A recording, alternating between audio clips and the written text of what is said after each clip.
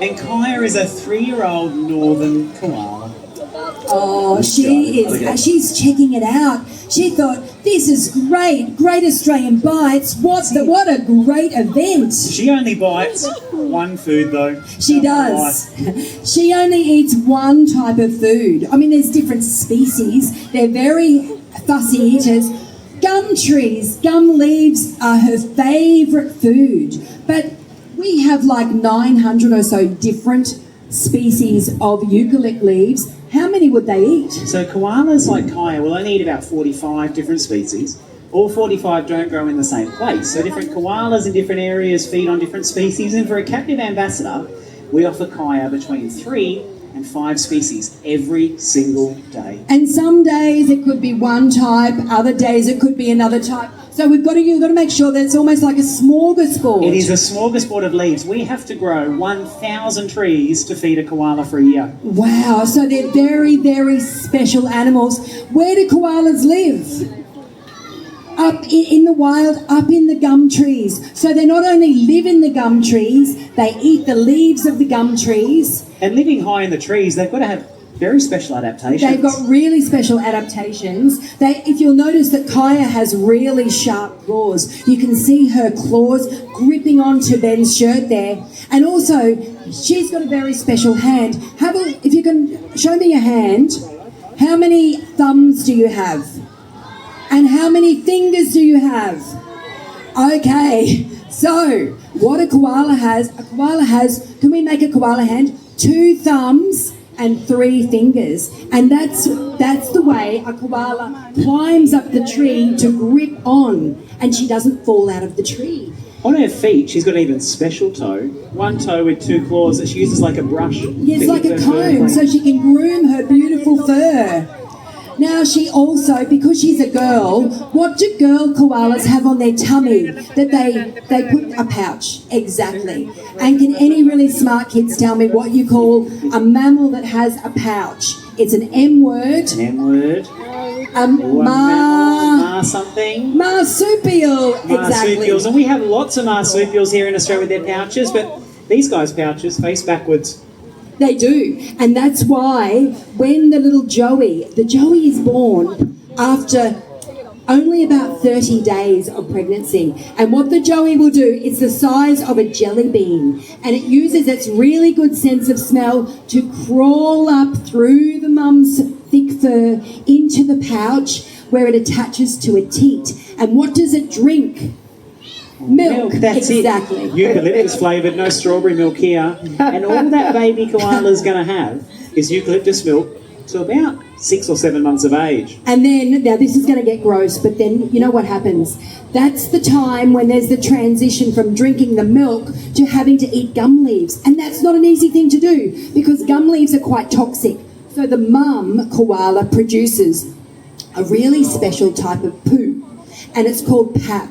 It looks a bit like This is a family show, Stacey. But this is nature. So the baby has to eat that special poo, which looks a bit like thick black Vegemite. Enjoy your dinner, everybody. Enjoy your dinner.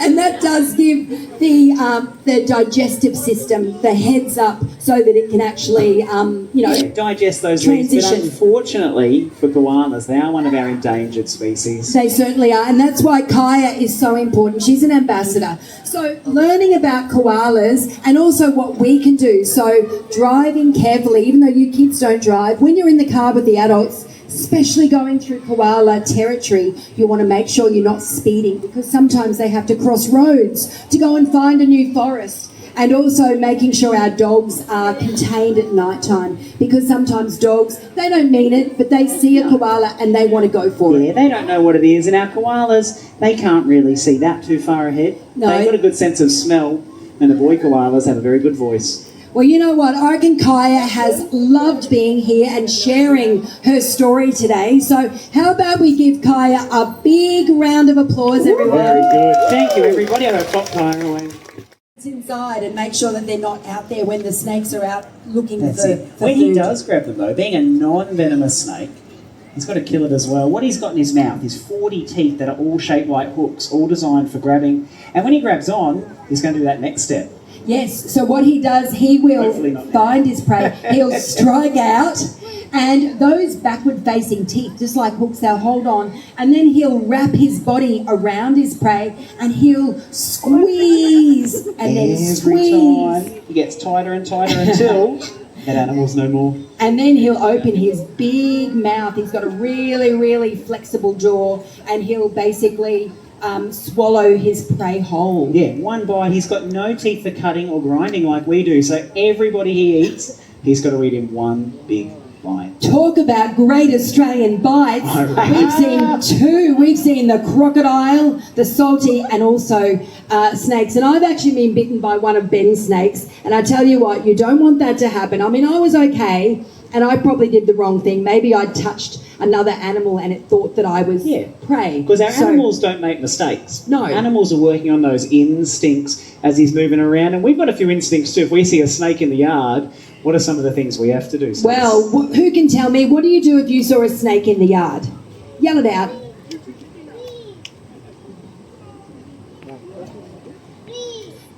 Yes, that's right. You that's walk it. away.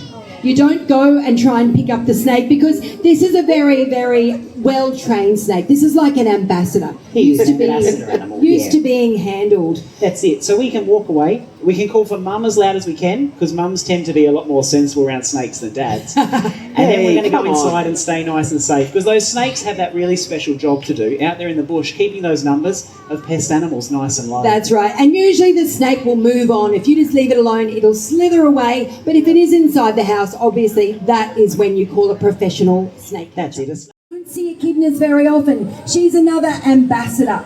So they live in all kinds of habitats, actually. A lot of they can live in really cold climates. They can. They live everywhere in Australia. The beach, the rainforest, the desert. And depending on bush. where they live, they have lots and lots of hair. Down in Tassie, they've got so much hair we can't even see their spikes. That's because it's a lot colder down there. And because it's a really hot day today, they don't sweat like we do. I'm noticing, see this little, what we call it the beak. This is like the long nose of the echidna. It is. They use that to obviously sniff around, and inside the mouth, there is a very long, sticky tongue that they use to slurp up ants and termites. That's it. But also, when they're hot, they've got a real talent, haven't they? They really do. So they can't sweat like we do, and they've got a low body temperature. So what they do to slow down, cool down, just like kids at daycare, she blows snot bubbles.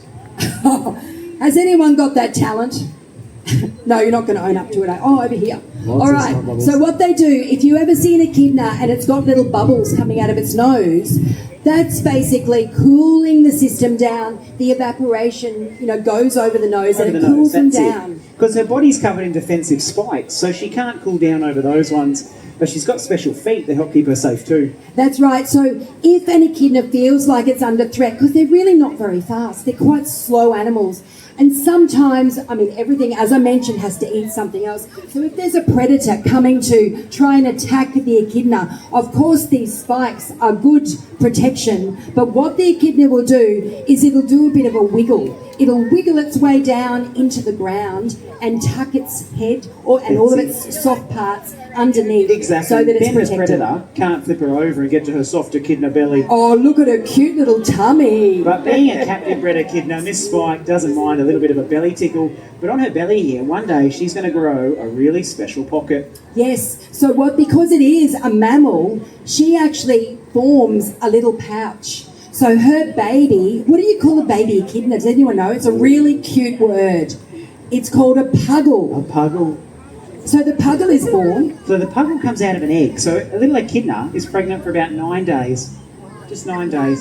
She lays an egg about this big. Same day, she grows that pouch and carries that egg around for another 3 weeks. Then that little puggle hatches out. Wow, what an amazing echidna mum. And they are the cutest. And of course, when they do hatch out, they don't have the spikes or the quills. They're just like a little like a fist. pink, just like a little pink, funny looking little puggle. And then it starts to grow hair and get the quills. And they drink a special pink thing as well. They certainly do. Tell us about that. Yeah, so echidna Just- mums that feed their babies milk have bright pink milk. It's like strawberry milk. Strawberry flavour, maybe termite flavour rather, but strawberry looking milk that they feed the baby echidna, and he grows and grows and grows. But at this time of year, some of our echidnas are getting kicked out of home. They certainly are. So it's the time of year, as we all do, we grow up and then we have to go and find our own territory. I've got a joke for you, Ben. Oh, a joke? All And right. for the kids. Here we go. Let's see. Stacey joke. What do you call a unique animal? Or a unique... Oh, no, I got it you wrong. gave it How away. do you catch a unique animal? How do you catch a unique animal? Unique up on it. Unique animal. Very All right, good, on Stacey. that On that note- note, I'm going to get a different animal. Please.